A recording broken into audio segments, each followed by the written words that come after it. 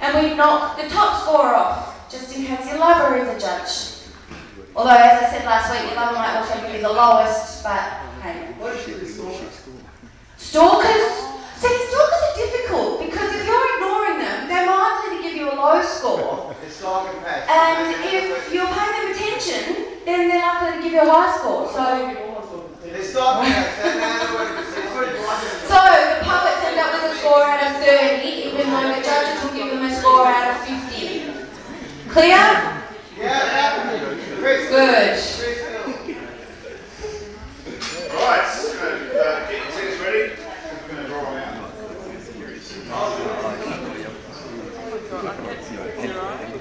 68. Oh, see. Come on now! 68. No! Oh, not again. Oh. I think he's in a better mood than last time. He was a bad judge. That's Australian slam.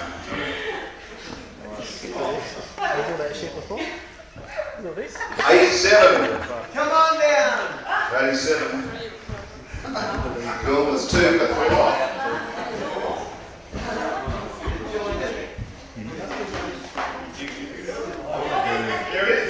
You're fucking dead. 76. 76. Is that 3? That's 3. Sorry, that's funny. Do you arrange for you? Go on. 48. 48. It rhymes with gate. 48. Judge for a landscape, not portrait. I saw that. Look, I was thinking. Next one. No, you're fantastic. 82. Which one's getting rid of it?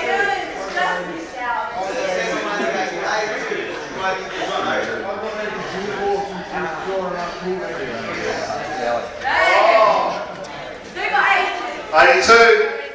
Hey, Jenny, are you Going going? to 82. Who's 82?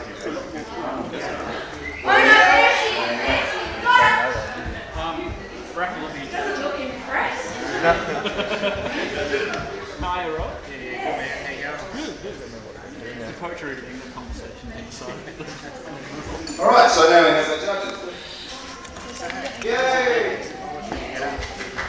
Get to register. Now, the poetry contestants, the slammers, will be drawn randomly as we did with the judges. And I might like to remind people that we are at a poetry reading, which means the main idea, is that people speak words for only 2 minutes. It's only 2 minutes. So if you can just refrain yourself from talking about, I don't know, whatever the nice little things you like to talk about, complaining about government, timetables, whatever. Don't talk about that when the poets are doing the work.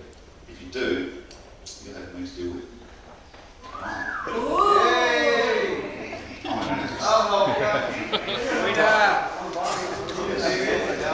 So yeah, shut the fuck up when people are reading. Although, you can encourage them or boo them, whatever, it's up to you. You know, it's all about audience participation. That's fine, but don't, like I said last week, don't talk about what kind of sausages you had for lunch. Because no one cares.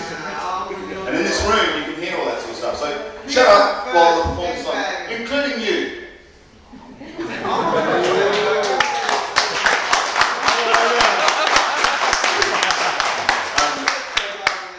So please respect the poets as they're performing. Yeah, that's what you said. I will help you. Yes.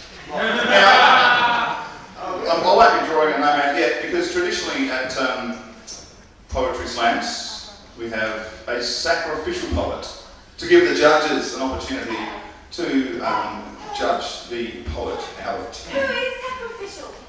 You? No, I'll tell you in just a moment. But first I'll tell the judges, the 5 of you scattered amongst the audience, what to look for. You look for things like what's in the content, how it's delivered, and basically what do you like. If you like it, score it high. If you don't like it, score it low.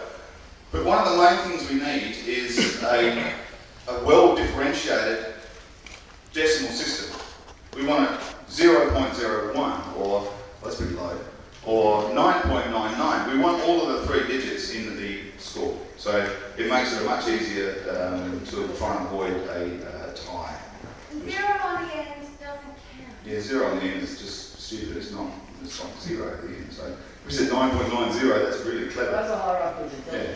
And as Tony said before, we will take out the highest and the lowest score and have the middle scores. So judges, before I introduce the sacrificial poet, do you have any questions for me? Where did you get your hat? I got it at an op shop in Geraldton last year. Any more questions that aren't about my hat? I'll probably just give it to them. It's a pretty cool hat, I must say. And I will auction it off at the end if anyone wants to buy it. The bid started at $176. Huh? Let's go! Anyway, ladies and gentlemen, I'd like to introduce you tonight as our sacrificial poets. Judges, be ready to judge Mr. Byron Bard!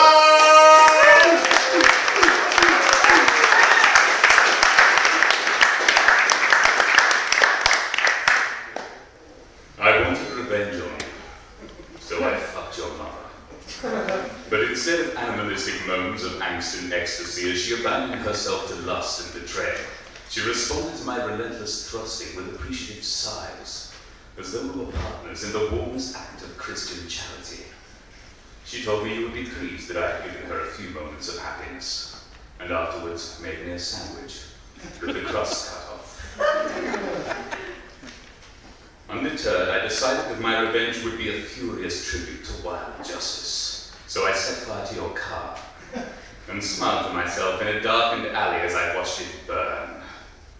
The insurance money, which came through immediately, paid for a brand new car, with change left for 50 raffle tickets, which won you a new computer, which you donated to the local primary school.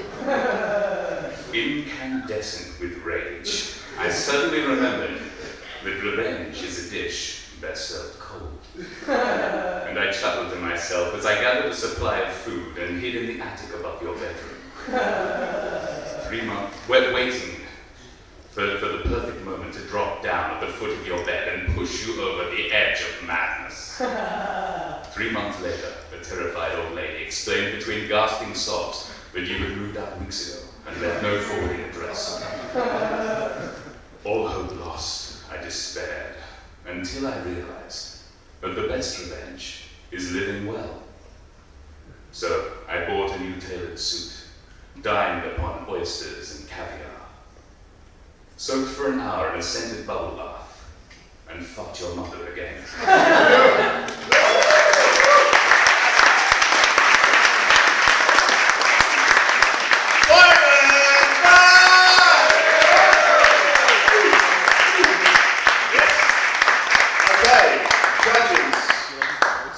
Out of 10?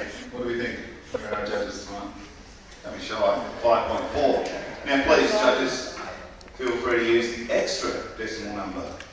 6.85, 8.72, 8.95, 0.45. Wow!